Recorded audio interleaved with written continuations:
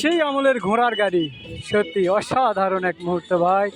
আমরা যেখানে এসেছি বগুড়ার মমিন পার্ক, সেখানে ঘোড়ার গাড়ি সত্যি আমারও সেই ঘোড়ার গাড়িতে চড়ার ইচ্ছে হচ্ছে। আমার সঙ্গে যারা ছিল, যে সমস্ত মহিলারা আমার সঙ্গে ছিল, তারাও ঘোড়ার গাড়ি উঠে গেছে।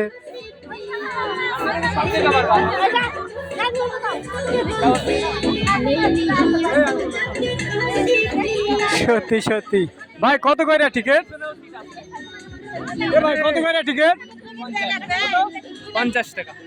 50 টাকা টিকিট, হয়তো 5 মিনিট শোনাবে।